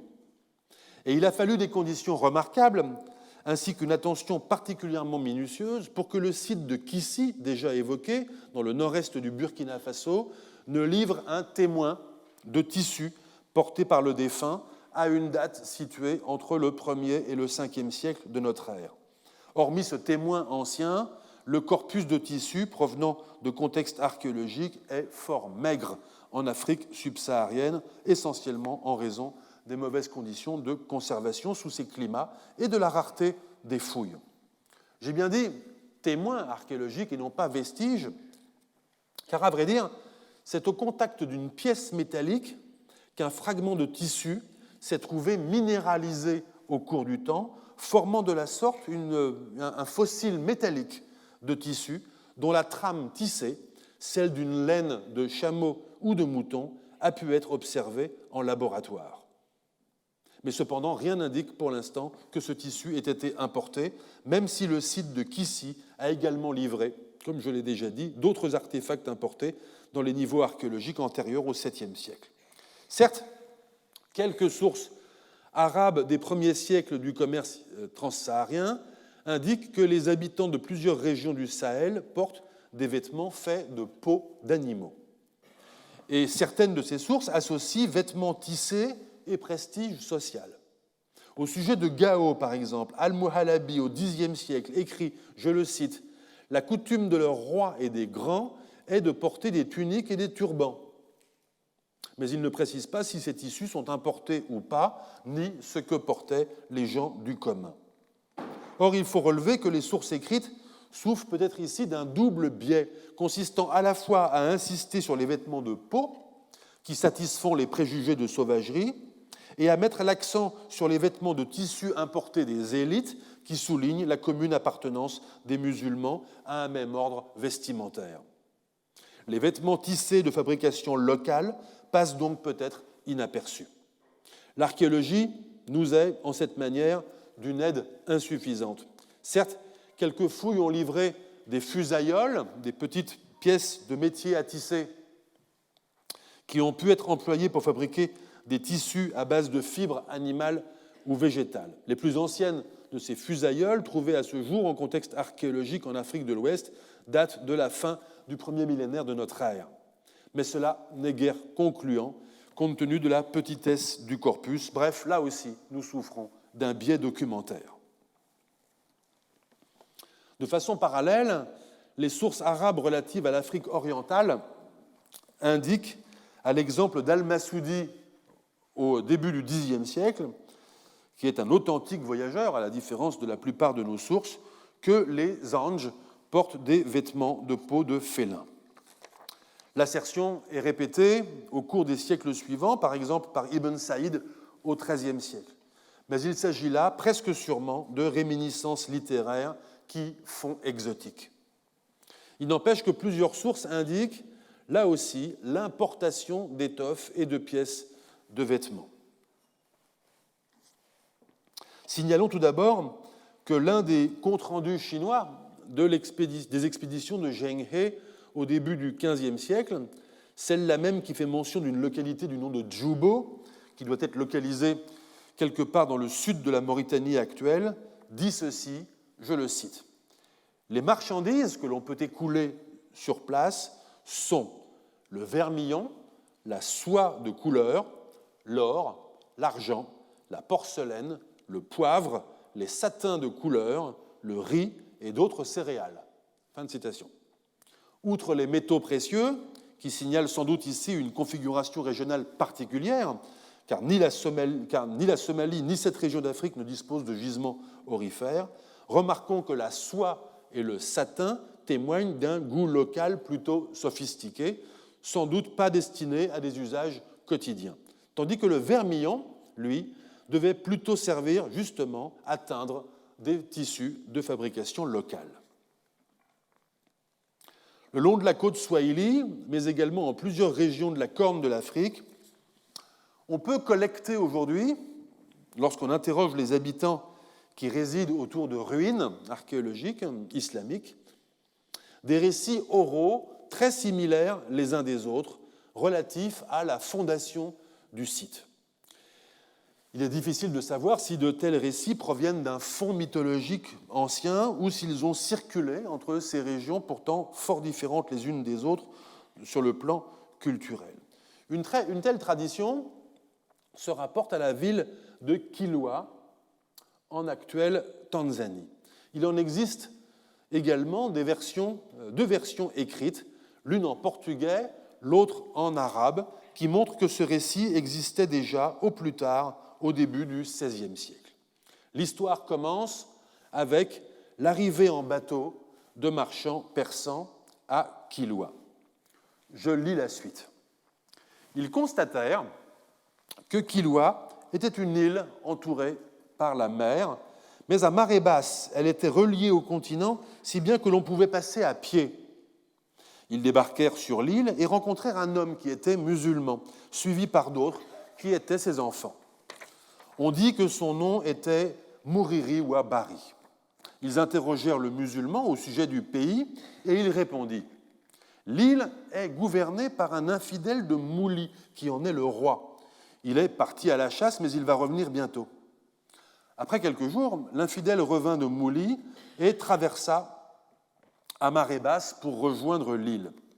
L'un des nouveaux venus et lui se rencontrèrent, Mouriri se faisant l'interprète. Le nouveau venu à Kilwa déclara « Je voudrais m'installer sur l'île. Je te prie pour cela de me la vendre. » L'infidèle répondit « Je te la vendrai à la condition que tu entoures l'île d'étoffes de couleur. » Le nouveau venu tomba d'accord avec l'infidèle et l'achat se fit à la condition requise. Il entoura l'île d'étoffes, certaines blanches, d'autres noires, ainsi que de toutes les autres couleurs. Ainsi l'infidèle fut-il d'accord, il récupéra toutes les étoffes, céda l'île et partit pour Mouli. Fin de citation. Je résume la suite. Le musulman rencontré sur l'île avec ses enfants avertit les nouveaux venus que les intentions du roi ne sont pas honnêtes et qu'il va revenir. Alors, les nouveaux venus creusent la crique de façon à couper le gué qui se forme à marée basse. Comme on l'avait suspecté, le roi de Mouli revient avec une armée. C'est marée haute. Il attend que la marée baisse, mais à marée basse, le gué ne se reforme pas. Il est donc contraint de s'en aller, dépité de n'avoir pu reprendre l'île. Le premier roi de cette terre, conclut notre récit, fut le sultan Ali ibn al-Hussein ibn Ali, surnommé Ngwonyingi. Fin de citation. Ngwonyingi signifie en swahili « étoffe nombreuse ». Ce récit est le récit de fondation d'une communauté swahili insulaire, musulmane et commerçante. Il tente, ce récit, d'expliquer la formation d'une telle société qui n'oublie cependant pas qu'elle est culturellement liée, par son origine et par sa langue, le swahili, à des sociétés africaines du continent, dont le pays est ici désigné du nom de Mouli. En cela, ce récit mythifié est une tentative narrative de rendre compte à la fois de la proximité et de l'éloignement. On pourrait dire de la proximité culturelle et de l'éloignement identitaire. L'épisode du passage à pied, réputé avoir existé et puis avoir été coupé, est à cet égard révélateur. Non moins révélatrice est la nature contractuelle de la prise de possession de l'île par ceux qui sont désignés comme les nouveaux arrivants, des étrangers, dit l'histoire, venus de Perse. On a vu dans un chapitre précédent de ce cours que des liens commerciaux étroits ont lié la côte swahili et la Perse dans les premiers siècles de l'ère islamique. Mais il n'y a pas de raison de rattacher l'ascendance des habitants swahilites kilwa, ou même des seules élites, ou même de la seule dynastie sultanienne, à cette ascendance ou à une seule ascendance étrangère. Elle n'est dans le récit qu'un élément destiné à conforter le prestige du lien avec l'étranger ressenti par le narrateur et son public. Mais pour en revenir aux étoffes, relevons de quelle façon elles participent de la clause de cession de l'île, en permettant à la fois de la délimiter et de s'en rendre propriétaire. Un tel récit met ainsi en lumière la valeur symbolique accordée à cette commodité, perçue comme importée et propre aux nouveaux venus, se distinguant des vêtements locaux dont rien n'est dit, sinon par la matière elle-même, du moins par la quantité et par la variété des couleurs. Une valeur symbolique qui permet donc de se distinguer, à la fois en se différenciant des voisins continentaux et en affichant une distinction qui participe de l'éthos urbain, commercial et religieux du monde islamique. On a mentionné à plusieurs reprises un autre type de commodité, les perles et les coquillages. Ces petites choses de modeste valeur à l'unité invitent à ce qu'on les considère sous la catégorie générique des parures, qui ont pu servir à former des bijoux ainsi que des ornements de vêtements ou d'objets du quotidien. La tentation est en effet grande d'y voir des verroteries ou des bimbeloteries sans valeur. Et si ce n'est pas notre tentation, peut-être est-ce celle de nos sources enclines à déprécier ces menus objets. Mais quelque chose nous incite à y prêter un peu plus attention, leur provenance. On se souvient en effet que les perles provenant des sépultures de la culture Chai d'Éthiopie, c'était dans la séance 3, je crois, provenaient de la région Indo-Pacifique, et j'ai également mentionné que les kauris venaient de l'archipel des Maldives.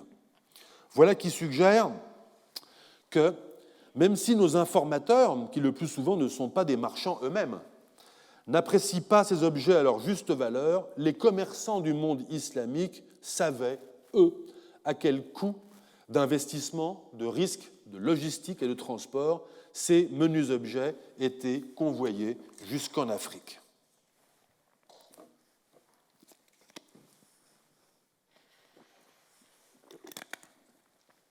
Notre perception du rôle des kauris en Afrique est façonnée par la place qu'elles ont aujourd'hui dans l'art et l'artisanat de nombreuses sociétés. Or, cette esthétique est largement conditionnée par les siècles de la traite atlantique pratiquée par les Européens, en particulier avec les régions riveraines du golfe de Guinée.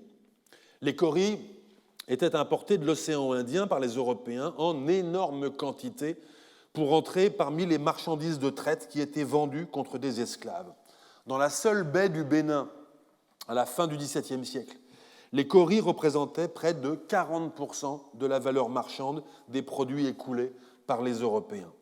Comme l'écrit l'archéologue nigérian Akinwumi Ogundiran, il n'est pas étonnant, je le cite, il n'est pas étonnant par conséquent que les kauris soient des artefacts ubiquistes dans les sites archéologiques d'Afrique de l'Ouest et qu'ils aient été largement utilisés par les archéologues comme indicateurs chronologiques pour dater les sites et les niveaux d'occupation. Fin de citation.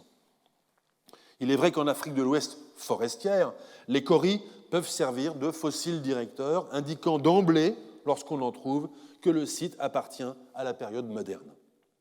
Le même indicateur ne peut cependant pas s'appliquer aux régions sahéliennes et plus généralement aux autres régions d'Afrique qui ont été connectées au monde islamique, car dans ces régions, les Kauris, des mêmes espèces, Monetaria moneta ou Monetaria annulus, que ceux importés plus tard par les Européens, sont un marqueur, cette fois, de la période médiévale. Le même auteur, Akinwumi Ogundiran, en s'appuyant sur sa connaissance des sites nigérians antérieurs à l'époque moderne, et en particulier sur le rôle social qui jouaient les perles en verre, émet l'hypothèse que les Kauris modernes ont remplacé les perles dans les mêmes fonctions de représentation du capital politique des élites, qu'elles se sont en quelque sorte glissées dans un système de valeurs qui leur préexistait. L'hypothèse est certes séduisante et sans doute juste pour la région Yoruba et peut-être même pour d'autres régions de l'Afrique atlantique moderne. Mais peut-elle être répliquée dans d'autres régions et à d'autres époques, notamment là où les perles et Kauris ont coexisté? Si plusieurs auteurs arabes mentionnent les coquillages en général parmi les marchandises transportées vers le sud, un seul mentionne les Kauris nommément, Al-Bakri, au XIe siècle. Ce serait peu si nous n'avions que les sources écrites à notre disposition pour nous figurer l'importance de cette commodité dans le commerce. Les Kauris, à la différence des étoffes ou des produits alimentaires, se conservent heureusement fort bien. Ils faisaient partie, vous vous en souvenez, du chargement du Ma'aden Ijafen, et on les retrouve dans beaucoup de sites archéologiques africains datant de la période médiévale, rarement cependant en grande quantité, souvent formant des décors cousus sur des pièces de vêtements. Les plus anciennes trouvées à ce jour viennent encore du site de Kissi, au Burkina Faso, dans les niveaux datés des 5e, 7e siècles. Telle est bien la fonction première qui semble avoir été celle des Kauris, celle d'une petite marchandise, de petite valeur marchande, affectée néanmoins d'une certaine valeur décorative, assurant son succès et sa circulation de proche en proche. Cette distribution spatiale des Kauris est sans doute ce qui permit une différenciation régionale de ces usages, puisqu'on rencontre des usages monétaires ou encore médicinaux ou divinatoires. Ce caractère ubiquiste est sans doute ce qui explique que les archéologues leur ont longtemps prêté assez peu d'attention. Le cas des perles en verre est assez différent. Certes, on les rencontre également dans beaucoup de sites archéologiques, mais leur quantité est en général incomparablement plus importante. Vous vous souvenez que le tumulus de Tatergour des 8e, 11e siècles, appartenant à la culture Shai d'Éthiopie, une culture archéologique caractérisée par les vestiges funéraires d'une société non chrétienne et non musulmane, avait livré des milliers de perles en verre du type indo-pacifique.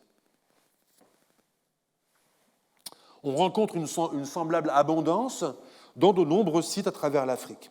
Le site de Kissi, déjà signalé, au Burkina Faso, au premier millénaire de notre ère, a livré environ 5000 perles, dont quelques 1500 en verre et 3000 en quartz, jaspe, chalcédoine, agate et cornaline. Beaucoup étaient encore conservés dans les sépultures en configuration de colliers, pendants et tabliers de ceinture. Beaucoup des perles de Kissi en roches semi-précieuses ont pu être produites en Afrique de l'Ouest à partir de matières premières qui se rencontrent régionalement. Un site au Niger a ainsi livré des perles en roches siliceuses inachevées qui évoquent un atelier local. Mais les perles en cornaline, tubulaires et facettées, évoquent une fabrication dans le sous-continent indien, encore qu'on émette aujourd'hui l'hypothèse d'ateliers égyptiens ou proche-orientaux. Quand on parle en verre, un courant d'études en plein développement depuis une vingtaine d'années permet de les soumettre à des analyses géochimiques pour mesurer les éléments traces ou les isotopes et ainsi avancer des hypothèses quant à la provenance des matériaux utilisés, du moins lorsqu'on dispose de semblables analyses sur des gisements de matières premières ou des ateliers de fabrication. C'est donc un courant d'études soumis à une progression rapide de la connaissance qui souvent invalide ou précise des résultats antérieurs. Quoi qu'il en soit, le verre majoritairement employé pour réaliser les perles de Kissy présente une signature géochimique qui l'apparente au procédé de fabrication du verre à partir de cendres de plantes, procédé connu en Iran. Beaucoup de sites d'Afrique australe, notamment dans la région de Limpopo, ont également livré des perles en verre et en roche semi-précieuses.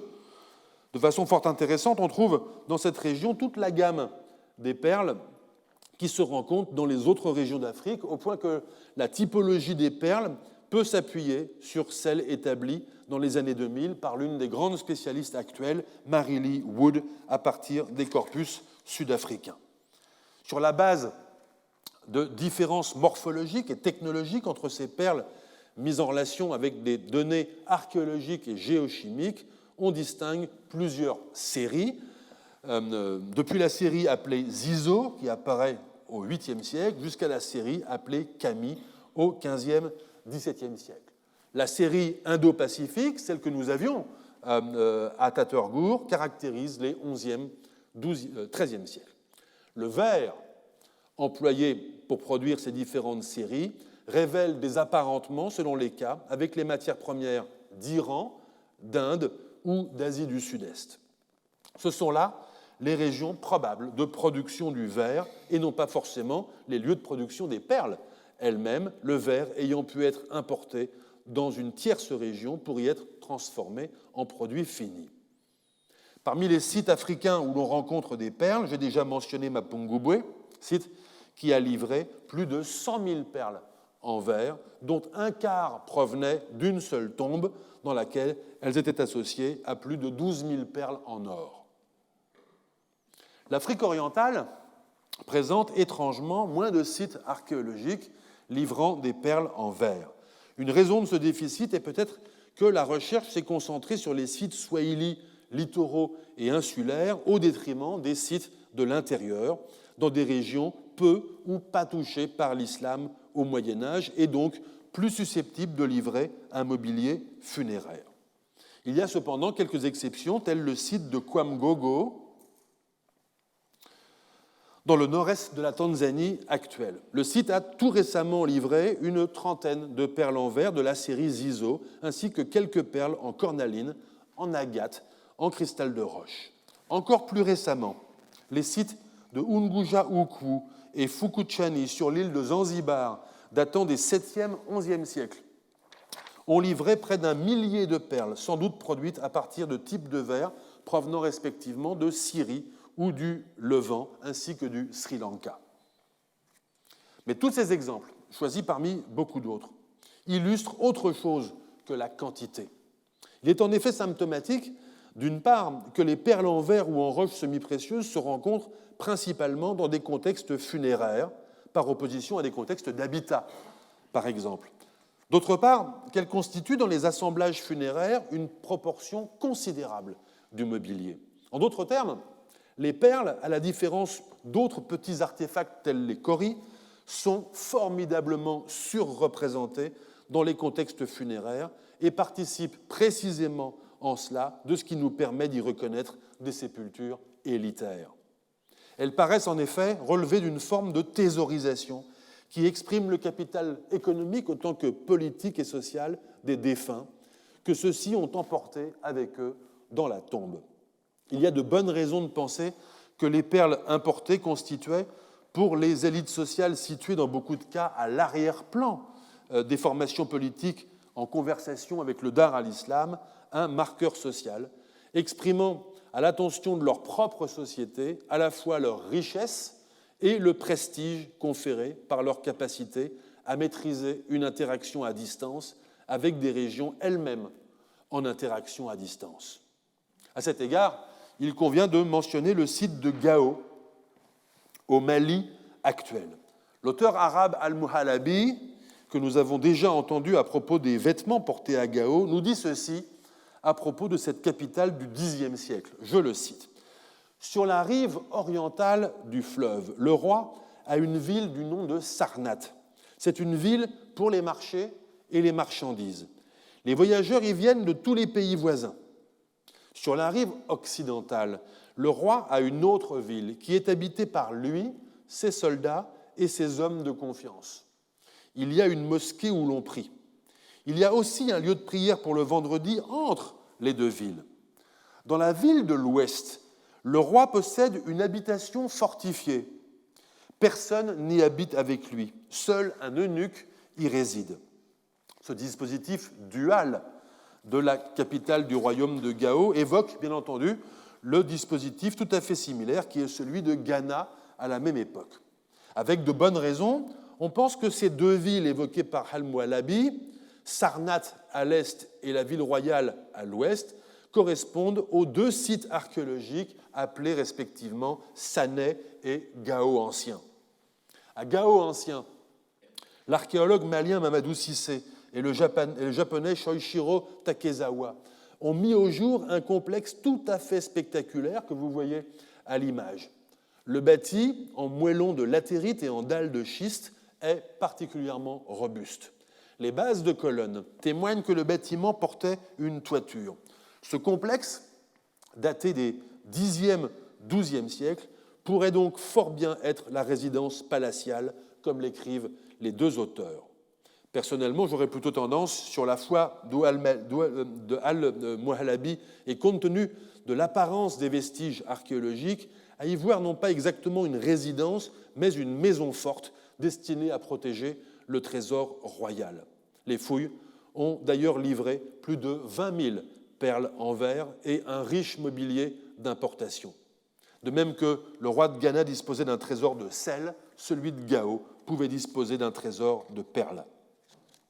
J'en arrive, et cela me servira, avant que tout le monde ne s'en aille de façon prématurée, à tirer la conclusion du cours de cette année à deux catégories de commodités, j'ai gardé vraiment le meilleur pour la fin, tout à fait exceptionnelles, que l'on rencontre sur quelques sites de la période médiévale. Désolé, ce cours dure un petit peu longtemps, mais je rattrape la séance manquante. Et ça finira quand ça finira. Il s'agit des porcelaines chinoises et des pièces de dinanderie en cuivre. Lors de la découverte du site de la capitale du sultanat d'Ifat en Éthiopie en 2009, le premier objet que nous découvrîmes avec mon collègue Romain Mansan fut un fragment de plat en céladon, un type de porcelaine à glaçure verte très reconnaissable pour avoir été produit en Chine aux alentours des XIIe, XIVe siècles. Le site s'avéra par la suite très avare en commodités importées, mais ce fragment témoignait à lui seul d'une probable connexion islamique qui fut d'ailleurs très vite confirmée par l'architecture et par l'épigraphie. Plusieurs sites africains de régions riveraines de l'océan Indien, de la côte Swahili à Madagascar, plus rarement à l'intérieur du continent, ont livré des céramiques de grand luxe produites dans le monde islamique, et ce, dès l'époque abbasside, quand les Persans étaient les maîtres du commerce indo-océanique. C'est par la semblable médiation de plusieurs réseaux marchands articulés les uns aux autres que la Chine exportait des chargements de céramique en direction de l'ouest. L'épave de Belitung, une île dans la mer de Java entre Sumatra et Bornéo, l'épave d'un navire persan du deuxième quart du IXe siècle, comportant sa cargaison de porcelaine, en est un témoignage impressionnant. À l'extrémité occidentale de ces réseaux marchands sont parvenus, en Afrique orientale, quelques objets d'exception, dont la grande spécialiste est ma collègue du CNRS, Bing Zhao. Voyez par exemple ce magnifique vase que je vous laisse. Ce magnifique vase collecté à la fin du XIXe siècle par l'explorateur et diplomate français Georges Révoil dans la région du Wabi-Chebele en Somalie, malheureusement sans davantage de précision. D'une hauteur de 25 cm, ce vase est un grès cérame décoré de motifs gravés et couvert d'une glaçure verte, sorti d'un atelier de Lungquan dans la province du Zhejiang à la fin du XIVe ou au début du XVe siècle. Ou bien, voyez encore ce plat d'une vingtaine de centimètres trouvé sur le site de Vohemar dans le nord-est de Madagascar. C'est un plat en porcelaine du type couramment appelé bleu et blanc, peint au bleu de cobalt sous une glaçure transparente provenant de l'atelier de Jingdezhen dans la province du Yangtze, que l'on peut dater des dernières années du XVe siècle ou des premières du XVIe. Ce sont des objets rares qui ont fait l'objet d'un réinvestissement social au sein des communautés swahili et des communautés islamiques de Madagascar. Si d'autres types de céramique importée, tels les luxueux sgraffiato persans, ont pu servir à l'occasion de repas cérémoniels swahili, les porcelaines chinoises, elles, ont été réinvesties d'une fonction particulière. Sur plusieurs sites, on les trouve en effet serties dans des mosquées, ou sur les façades des mosquées, ou encore sur des marqueurs de tombes. Ou du moins, lorsqu'elles ont disparu, on en retrouve l'empreinte négative, comme ici autour du mihrab de la mosquée de Gedi, au Kenya, datant du XVe siècle. Ce serait peut-être aller trop loin que d'attribuer une fonction proprement religieuse à ces objets employés ou remployés en éléments de décor, encore que des usages de protection contre le mauvais œil, par exemple, soient observés depuis 2 ou 3 siècles. Qu'on les rencontre ornant des mosquées ou bien des tombes de familles patriciennes, ces porcelaines tissent un réseau de significations qui exprime tacitement mais puissamment le lien entre islam, statut social et extraversion économique. Si elles illustrent ou confèrent une force particulière, c'est celle de donner à voir une maîtrise de l'exotique.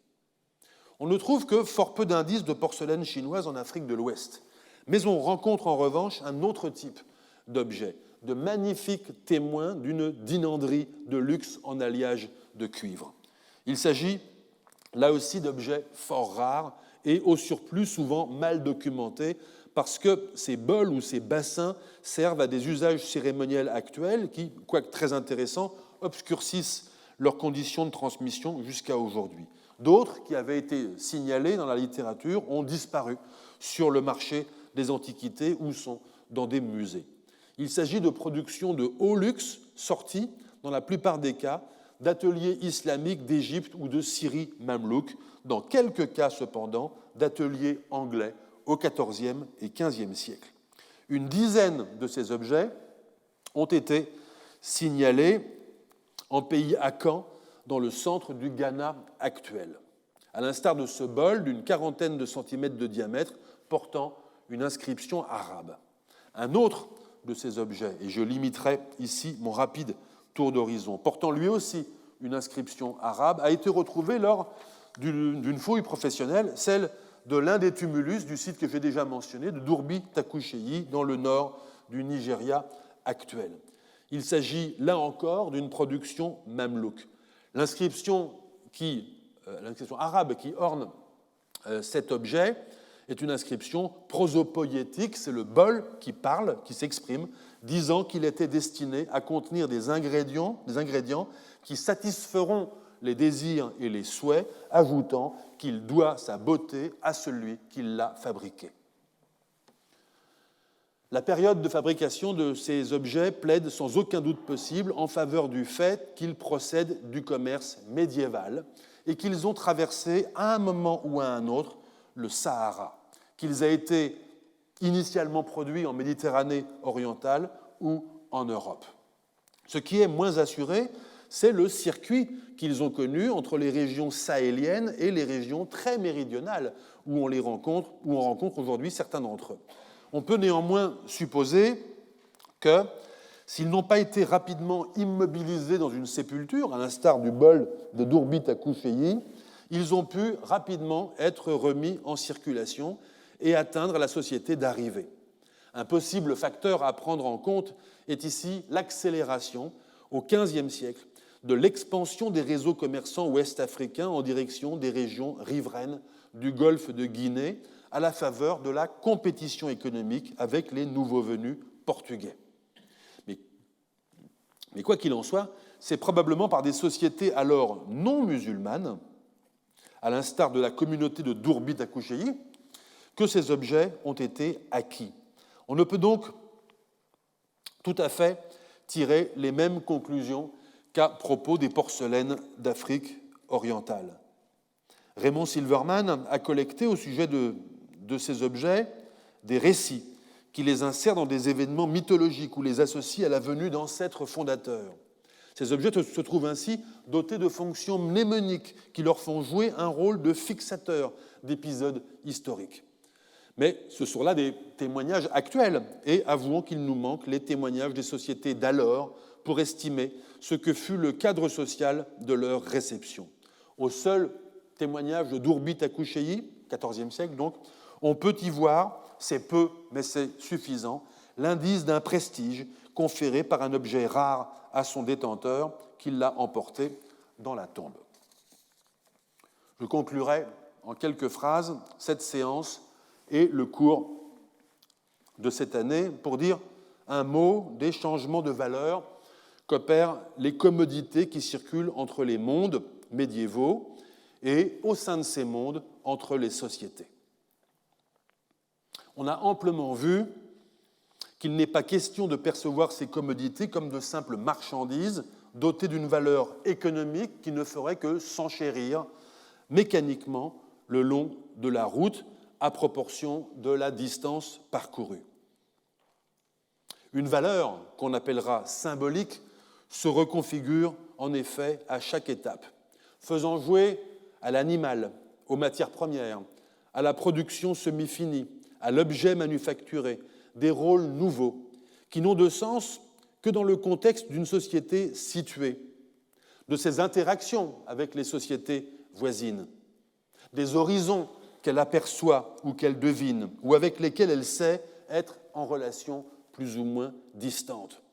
En somme, à chaque époque et en chaque lieu, la valeur des choses est le fruit d'une relation spéculaire entre partenaires.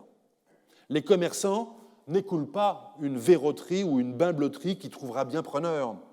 Ils passent commande en telle ou telle région du monde d'objets choisis par ceux auxquels ils sont destinés, pour satisfaire des désirs qui s'expriment de façon singulière dans chaque environnement social. Alors, si le Moyen-Âge global n'est pas tout à fait un marché, et si l'Afrique permet de mieux comprendre ce qu'il est vraiment, c'est parce que la mise en contact des lointains par une foule d'intermédiaires en fait une conversation entre les élites.